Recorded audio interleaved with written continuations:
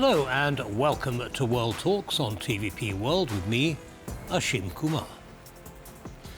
As Serbia balances between East and West, a sharp political contradiction has emerged.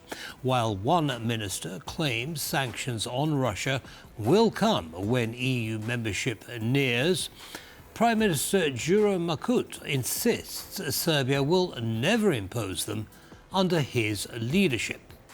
Meanwhile, civil unrest is growing, driven by discontent with corruption, repression and authoritarian drift.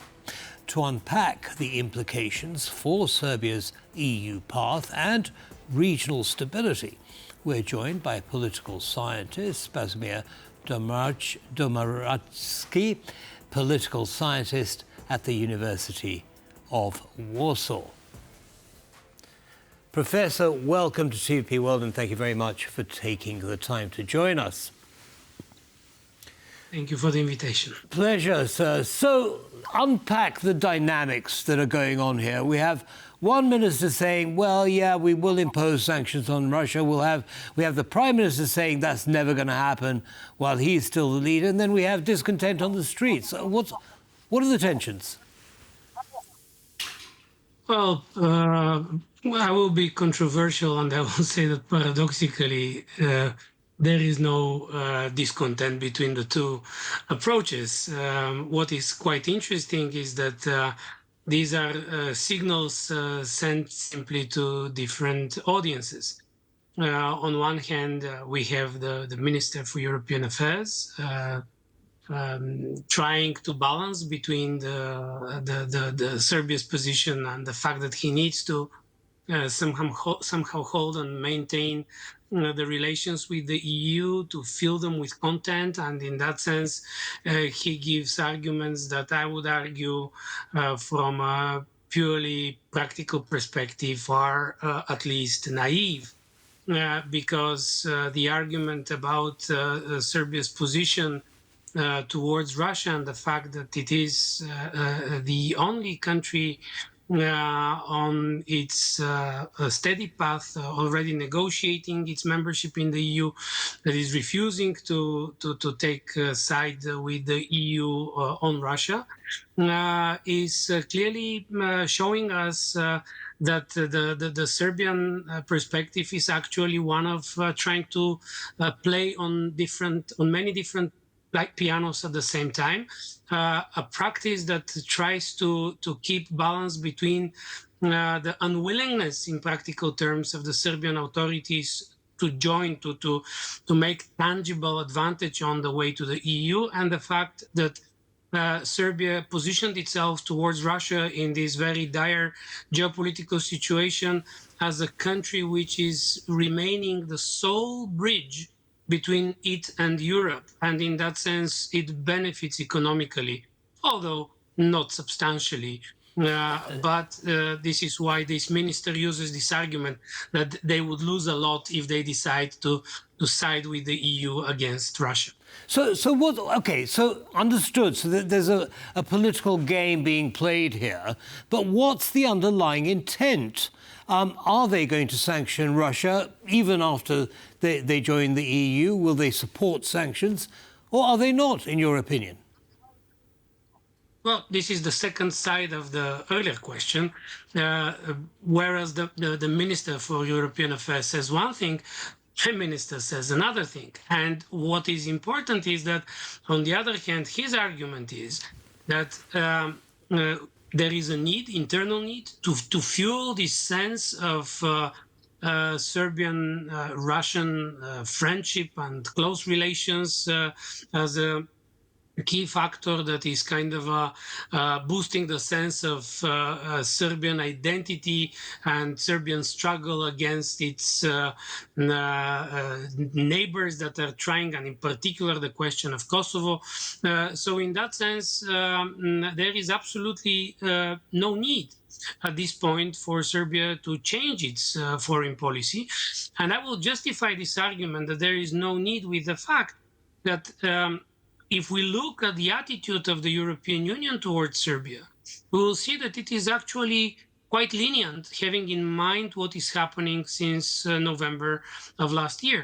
We have very severe internal political situation with constant protests, with the application of various tools that resemble authoritarian pattern of behavior against protesters, complete ignorance for their claims. And what is most paradoxical, these claims are not related to foreign policy. These are internal claims related to the way how the Serbian state does not function.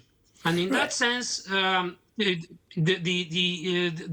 argument is we will be backing up the government and the leader who is protecting the Serbs in this weird geopolitical situation. Right. Well, you call it a weird geopolitical situation, and indeed it is. But I mean, isn't the EU a little bit more cautious about continuing with these conversations when it's got a member state which is already in the EU, which is causing all kinds of problems? I'm referring, of course, to Viktor Orban in Hungary and his pro-Russia stance and his illiberal attitude towards the way in which his country is run.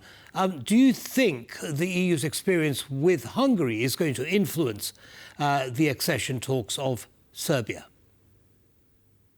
Well, I would argue probably exactly the opposite. In other words, the difference between Serbia and Hungary is that Hungary is in the EU and Serbia is not.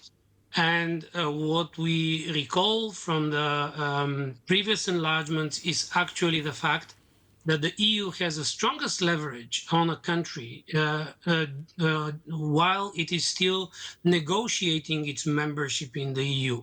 But the paradox of this relationship between Serbia and the EU was already described almost a decade ago with the term stabilitocracy, where apparently for the EU, much more important than the quality of democracy and the European values in Serbia is actually the fact that in Serbia there is a stable political situation with a political leader that can be allowed to do whatever he wants at home, as long as he remains reliable and accepts certain European interests, and I would actually argue certain European countries' interests in Serbia.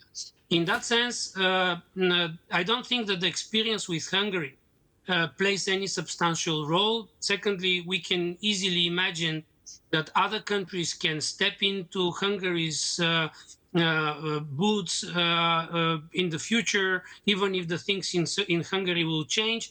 It depends on the political situation in the particular countries. And in that sense, what is missing here is actually a more substantial and clear position from Brussels exerting pressure on Vučić in terms of what is happening in Serbia. Yes, I mean, it sounds like the EU's using a multi-standard approach. One standard for Hungary, another one for Ukraine. I mean, they were very, vocal about President Zelensky's grab at the independence of the anti-corruption bodies. And yet you're saying that they don't really care that much about what's going on within Serbia because, well, there are other considerations. Would you agree with that assessment? I would be even more explicit. I will just remind that Serbian students even organized bike rides and walks to Brussels, to Strasbourg, to bring attention to what is happening. And if you look at the political statements and tweets of the highest EU authorities, including von der Leyen and Marta Kos, you will notice that the language is absolutely kind of ignores the tensions, the dynamics, the importance of what is happening in Serbia. In a sense, accepting Vučić's attitude, the silence, the EU silence is what fuels Vučić's assertiveness towards protesters. And apparently, for Brussels, it is not a problem, not only how he treats protesters in Serbia, but also what are his relations with other key players in international relations like Russia, China, the Middle Eastern countries, and in particular the Gulf countries or Turkey. Understood. Now tell us about the protesters, Professor. I mean, this has been going on for a while. Are they making a dent in the political picture? You know, this is actually one of the most concerning things that I would emphasize, because we are looking at a protracted political protest, but no one knows exactly what will be the outcome for one particular reason. The protests are not able to trigger political reaction. Quite paradoxically, Vučić prefers to build up his position currently on confrontation. Actually, if you look at what narrative he is presenting when it comes to explaining the protest as externally steered, as colored revolutions, and all the other absurdities that he is claiming, it is enough to look at the essence of what people want. There is no single aspect of external dimension of these protests. They are related particularly towards the functioning of the Serbian institutions, or actually the non-functioning of Serbian institutions, the demands for transparency, for accountability, for responsibility of these institutions. And Vučić prefers to challenge these people than to allow the institutions to start functioning, which is quite concerning, because in democracy, protests are the only mechanism of diffusing tensions and allowing to steer the sense of shared good, even if there is a big distinction between the different views. What is happening in Serbia is complete neglect for these claims, and that leads solely to an element that at certain point, and we can talk about the mechanisms that were being applied by Vučić, but repressions, silencing, and awaiting that this will simply die on its own is the tactic that Vučić is currently applying. Very briefly, Professor, in the minute or so that we have left, how much of Russia's hand do you see in this dynamic? Well, I would argue that maybe we should not overestimate Russia here. Russia is an important partner of Serbia, but I think that to a huge extent, what is happening in Serbia is actually Vučić's vision. I think that he silently believes that he is able to establish this kind of a neo-non-alignment of a Tito type that would allow Serbia to regain positions in the region and probably in the world. But I think that this is, in a sense, a miscalculation of what is happening in international relations. Well, it may well be, Professor, as you say, but as you've also said, they do have a close relationship.